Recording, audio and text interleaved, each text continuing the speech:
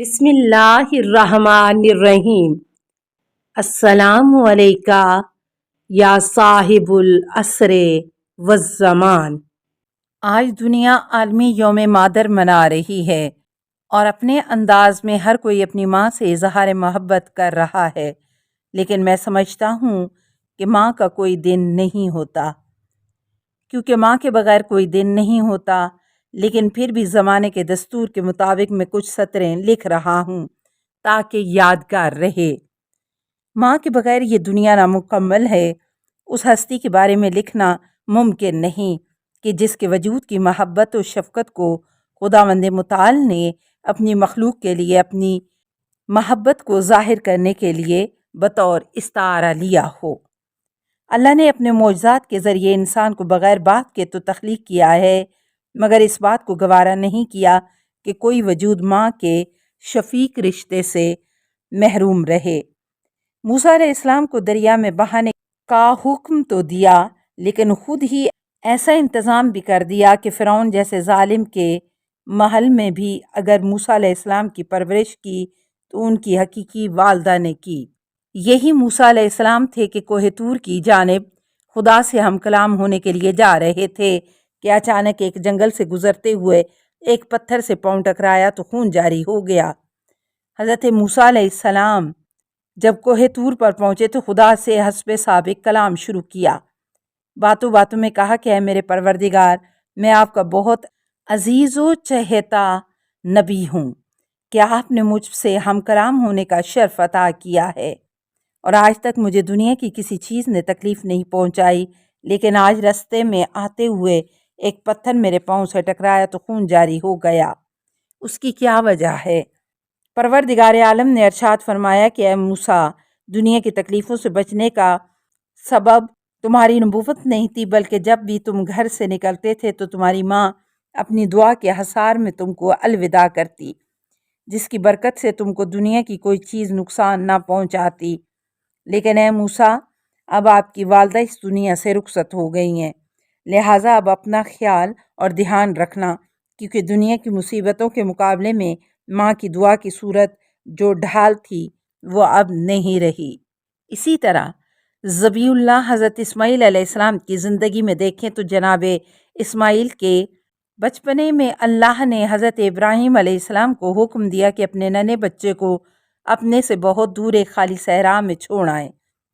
اب حضرت ابراہیم علیہ السلام کو تو واپس جانے کا حکم دیا گیا، لیکن کریم پروردگار نے وہاں بھی ماں جیسی شفیق ہستی کی دوری کو مناسب نہ سمجھا، حتیٰ کہ جب حضرت اسماعیل علیہ السلام نے بھوک پیاس سے بلکنا شروع کیا تو حضرت ہاجرہ نے ماں کی محبت سے مجبور ہو کر صفا اور مروہ کے چکر لگانے شروع کر دیے، یہاں تک کہ رحمت پروردگار کو جوش آیا اور جناب اسماعیل علیہ السلام کی مقدس ایڑیوں کی رگڑ سے ایک چشمہ نمودار ہوا، جس کو دنیا آج بھی زمزم کے نام سے یاد کرتی ہے، اور اس ماں کی کوشش کو بھی اللہ نے بھولنے نہیں دیا، بلکہ جناب ہاجرہ کی تگ و دو کو اللہ نے سعی کے نام سے ہر مسلمان پر واجب کر دیا ہے کہ جب تک میرا کوئی بندہ میرے گھر کی زیارت کو آئے، اس ماں کی محبت و شفقت کو یاد کرتے ہوئے، اس کے نقش قدم پر چلتے ہوئے صفا و مروہ کی پہاڑیوں پر دوڑے گا،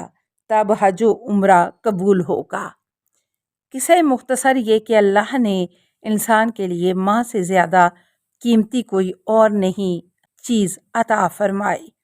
ماں اگر دور ہو تو دعا کے سائے میں انسان اپنی ذہنی و جسمانی پریشانیوں سے نجات پاتا ہے، اور اگر ماں پاس ہو تو ماں کی گود میں سر رکھ کر ہر ایک دکھ اور تکلیف کو بھلا سکتا ہے، اور وہ مکان جہاں ماں کا وجود نہ ہو وہ کتنا ہی عالیشان کیوں نہ ہو کبھی گھر نہیں کہلوا سکتے، اور ماں کا ساتھ ایک جھونپڑی میں بھی ہو تو جنت سے کم نہیں ہے۔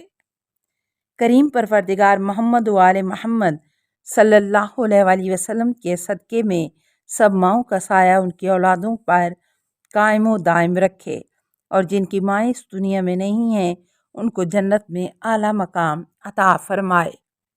اوکھے ویلے منہ وچوں ماں نکلے، یا نکلے رب دا ناں ہے۔ ਮਾਂ ਰਾਜ਼ੀ ਕਰ ਲੈ ਰੱਬ ਦਿਆ ਬੰਦਿਆ, ਰੱਬ ਰਾਜ਼ੀ ਰਹਿੰਦਾ ਤਾਂ ਏ। ਮਾਂ ਆਖੇ ਤੇ ਅੱਲਾ ਮਾਫ ਚਾ ਕਰਦਾ ਏ, ਸਾਰੀ ਉਮਰ ਦੇ ਨੂਰ ਗੁਨਾਹ ਏ। ਜਾਂ ਮਾਂ ਦੇ ਰੂਪ ਵਿੱਚ ਰੱਬ ਹੁੰਦਾ ਏ, ਜਾਂ ਰੱਬ ਦੇ ਰੂਪ ਵਿੱਚ ਮਾਂ ਏ। السلام علیکہ یا صاحب العصر والزمان، الامان الامان الامان من فتن الزمان۔